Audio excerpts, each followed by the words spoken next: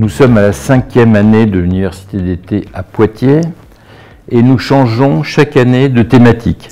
Et cette année, nous avons choisi de prendre les plantes médicinales et cosmétiques comme objet. C'est une approche intéressante qu'on essaye de faire de manière très pluri- et interdisciplinaire.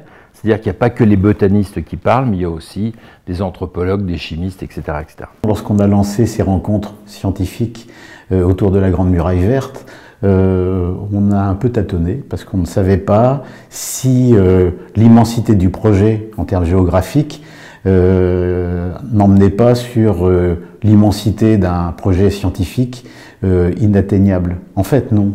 On s'est rendu compte que les scientifiques qui venaient nous voir depuis 5 ans, en fait, autant ils tenaient à vraiment arpenter le périmètre de leur domaine scientifique, mais ils tenaient aussi à assurer ce qui est à la base de la démarche scientifique de la Grande Muraille Verte et de l'Institut Balanites, c'est la pluridisciplinarité. Alors derrière ce mot un petit peu valise de temps en temps, on se rend compte qu'il y a une double démarche, et les objectifs de la cosmétique et des plantes médicinales de cette année est exactement dans cette démarche, c'est-à-dire aller jusqu'au bout de l'état de l'art scientifique, avec des pointures, des experts, mais toujours essayer de voir ce qu'on peut en tirer comme bénéfice au profit à la fois, bien sûr, du projet de Grande Muraille Verte, qui est avant tout un projet de reforestation et de lutte contre la désertification, mais surtout de voir comment on peut toucher à travers ces contenus les populations locales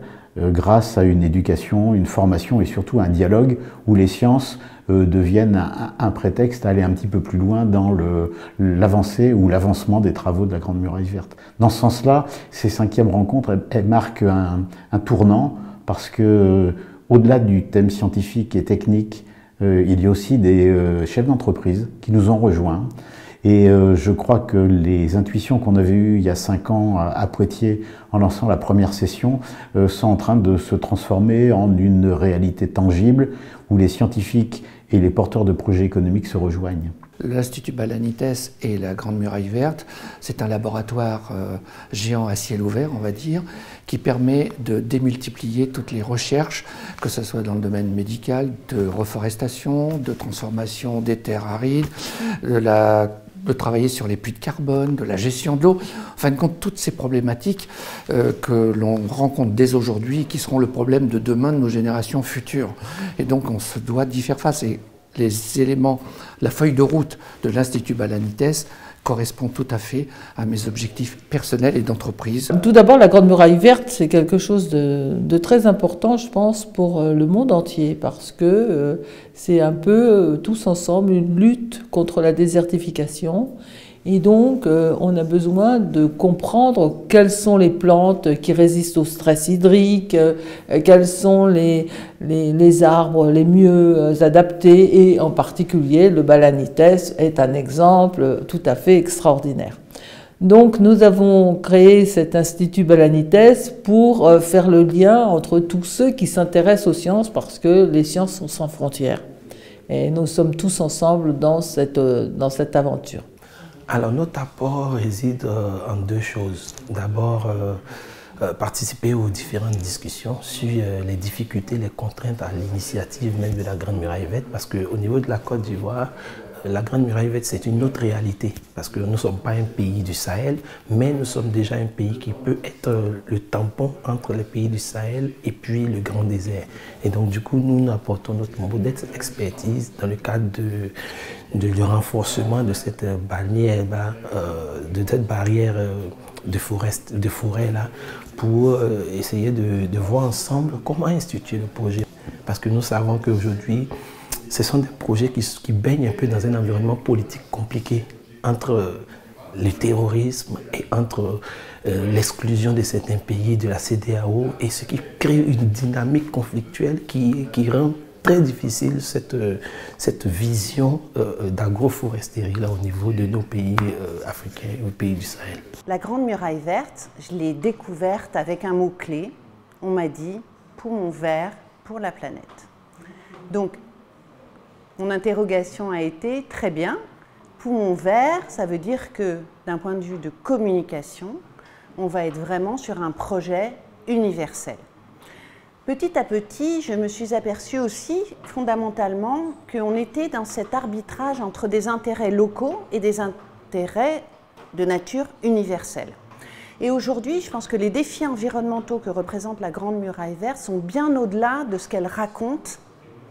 Et c'est ça qui me fascine. C'est-à-dire que le nouveau récit pour la Grande Muraille Verte est vraiment de s'orienter vers de nouvelles sciences pour de nouvelles sociétés.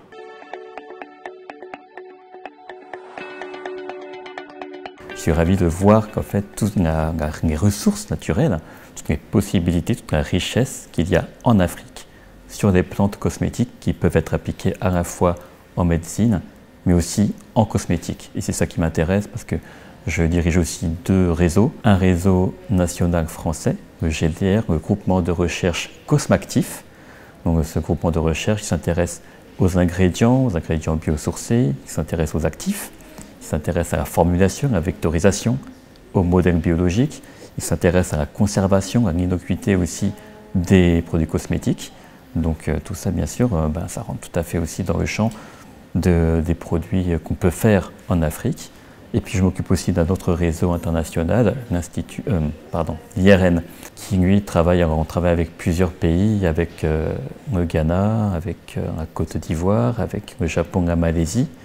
Donc tous ces pays-là, ils collaborent avec des laboratoires français, c'est pour consolider les relations entre ces laboratoires, pour pouvoir faire de la mobilité entre les chercheurs qui appartiennent à ce réseau. Il n'y a pas que les arbres comme plantes, évidemment, il y a toutes sortes d'autres plantes, et en particulier des plantes qui servent pour la médecine, la cosmétique, etc. Alors il faut dire que ça, c'est une histoire extraordinairement ancienne, parce que les Égyptiens, et les Égyptiennes surtout, qui étaient très jolies, elles utilisaient des cosmétiques à partir de plantes. Donc ça fait plus de 3000 ans ou 4000 ans qu'on sait faire ils embaumaient leurs morts, enfin c'était toute une histoire. Donc on savait depuis très très longtemps utiliser les plantes pour faire des cosmétiques ou aussi pour se soigner. Et donc ce qui est intéressant aujourd'hui, c'est d'essayer de comprendre comment ça fonctionne, c'est-à-dire quel est le principe actif de la plante qui va permettre de faire que vous allez avoir une peau qui sera qui sera régénérée, et puis aussi pouvoir soigner certaines maladies. De l'Institut Balanites, c'est parce que il y a de multiples points d'accroche entre nos travaux dans le laboratoire LIAS et les besoins de l'Institut Balanites.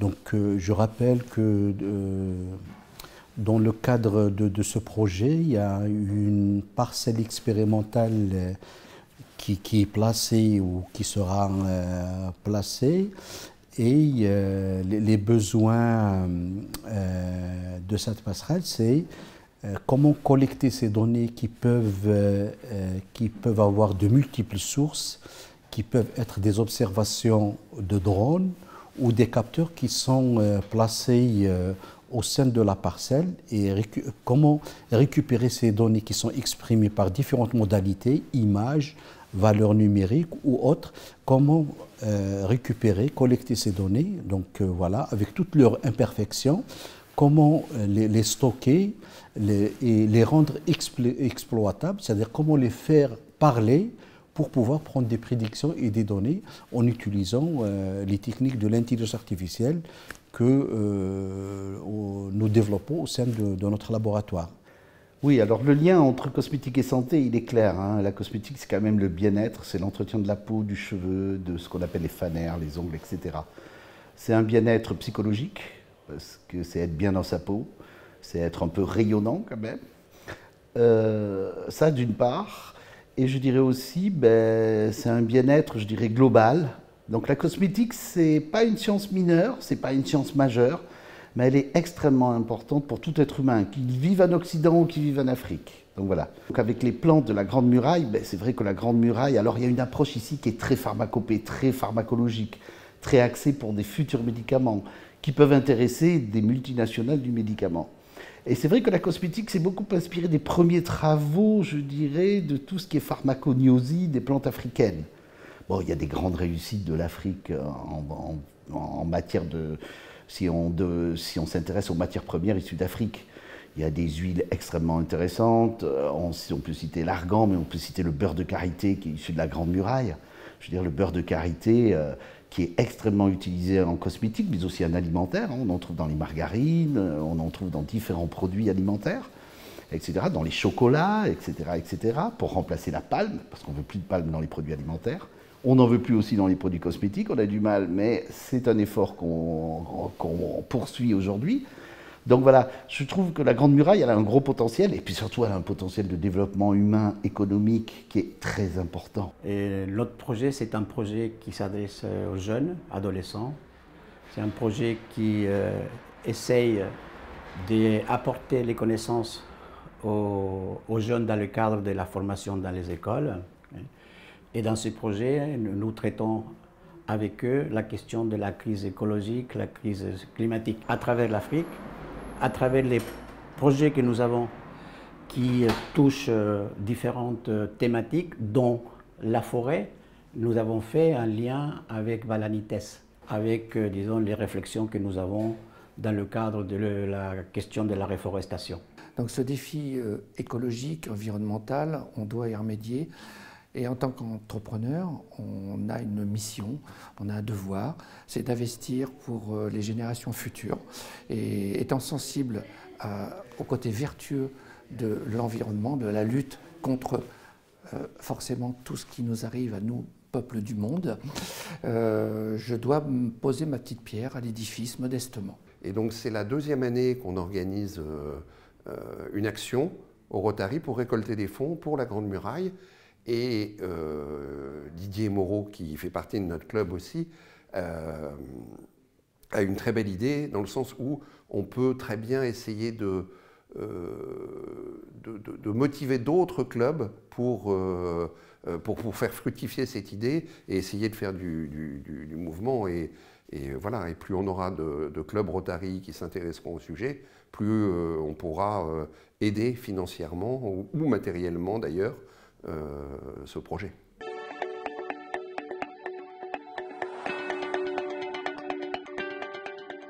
Mon intervention justement portait sur ces plantes médicinales, mais avec une approche holistique. Alors cette question, comme je l'ai dit aujourd'hui quand je faisais ma présentation, a été prise en charge de façon disparate entre les pays. Et mon intervention servait quand même à recueillir toutes les publications qui ont été faites au niveau de cette zone sahélienne dans 11 pays et de voir un peu de façon assez générale quels sont les jugeages que les populations sahéliennes font de ces plantes médicinales. Et cela nous a permis quand même de voir quelles sont les espèces phares qui sont utilisées en zone sahélienne, mais surtout les pathologies qui sont essentiellement traitées par ces plantes au niveau de cette zone sahélienne. Et ces études nous ont permis quand même de déterminer, voir quand même les résultats par rapport aux analyses phytochimiques qui ont été faites et qui expliquent plus ou moins pourquoi les populations de cette zone sahélienne utilisent ces plantes. Ce travail est d'autant plus important que dans le dispositif de Grande Muraille Verte, il est important d'associer reforestation et conservation de la biodiversité. Et évidemment, sa valorisation. Et cette valorisation passe non seulement par l'usage de ces plantes dans le domaine alimentaire, que nous connaissons déjà, mais également dans le domaine cosmétique. Donc, il s'agira ici non seulement d'utiliser les plantes, mais en termes de Grande Muraille Verte, il s'agit aussi de veiller sur la protection de ces plantes et de les maintenir dans les écosystèmes sahéliens.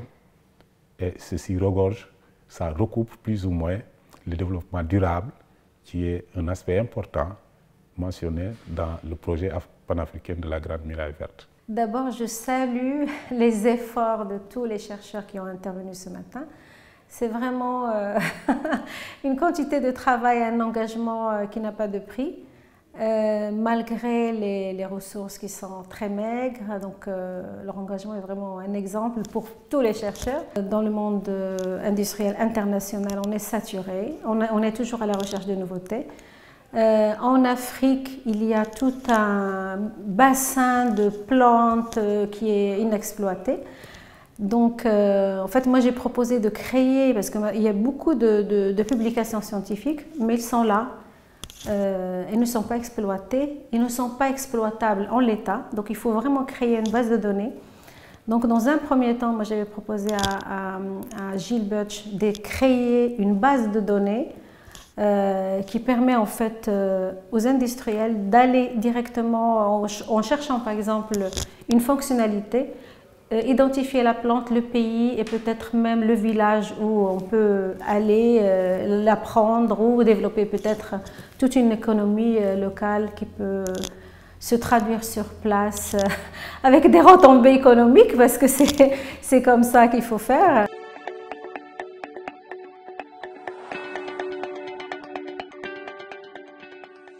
La gestion de l'eau, c'est le point crucial des années qui viennent. Donc, nous travaillons actuellement sur la synthèse de polymères hydro-rétenteurs, c'est-à-dire la synthèse de polymères qui vont absorber de grandes quantités d'eau. Jusqu'à présent, nous avions des applications dans le domaine de la cosmétique, de la santé, de l'hygiène pour les jeunes ou pour les seniors, en particulier pour les incontinents. Et nous sommes orientés à la demande d'industriels sur les matériaux hydro-rétenteurs pour les pépinières. C'est-à-dire pour voir si les plantes peuvent pousser sur des terrains contenant des hydro-rétenteurs pour éviter des arrosages réguliers et pour pallier aux carences en eau et donc aux sécheresses, aux périodes de sécheresse. J'ai répondu à un appel à projet présenté par l'association Balanites qui concernerait l'eau et les sols. Et nous avons donc mis en place la plateforme concernant ces deux thématiques. Et nous avons donc là une grande plateforme qui participera dans la question de l'eau, sur la gestion de l'eau, des hydrogéologues, des hydrologues, des pédologues. Donc tous ceux-là vont travailler sur la question de l'eau et ainsi répondre à l'attente de l'association Balanites pour le compte de la Grande Muraille Verte. Donc le travail ne fait que commencer, si vous voulez. On n'a pas encore de résultats, nous ne faisons que commencer. Les laboratoires sont là et nous pensons que dans un proche avenir, nous allons pouvoir mieux outiller ces chercheurs-là pour une recherche appliquée pour nous permettre donc de pouvoir bénéficier des retombées de ces résultats-là. Vu l'intérêt de ce projet, avec nos collègues de l'Université du Sénégal, on a pu rédiger et soumettre un projet Erasmus qu'on a soumis à la Commission européenne. C'est vrai, c'est la première fois qu'on a soumis ce projet, maintenant il est en liste d'attente. On attend le résultat final au mois de décembre, mais ce projet Erasmus apporte beaucoup de choses pour les deux rives, que ce soit pour nous ici au laboratoire ou pour nos collègues au Sénégal. Pour nos collègues au Sénégal, ça permet de faire bénéficier les jeunes chercheurs d'une formation moderne et technologique donc de pointe, notamment sur les modèles de machine learning pour les appliquer à la gestion des traitements de données, aussi co-encadrer des thèses en doctorat ou de master, et aussi nouer des relations de coopération scientifique avec les enseignants-chercheurs au Sénégal. La Grande Muraille Verte, c'est un exemple tout à fait démonstratif au niveau mondial pour la valorisation des plantes. On est dans un monde qui déforeste, et pour une fois, on a une société africaine du Sahel qui parle de forestation. C'est une chose extraordinaire qu'il faudrait renouveler, qu'il faudrait mettre en œuvre dans beaucoup de pays du monde pour retrouver un équilibre de la biodiversité. Je pense que ça sera très important de parler des 20 ans de la Grande Muraille Verte l'année prochaine, surtout que l'Europe a donné de l'argent, et la France en particulier a donné de l'argent pour cette Grande Muraille Verte. Donc ce serait bien de se réunir et d'avoir je dirais un colloque important, vraisemblablement à Paris, parce que c'est plus facile pour que tout le monde, pour les avions, pour que les gens puissent venir d'un peu tous les coins du monde, et on va faire quelque chose sûrement de très bien.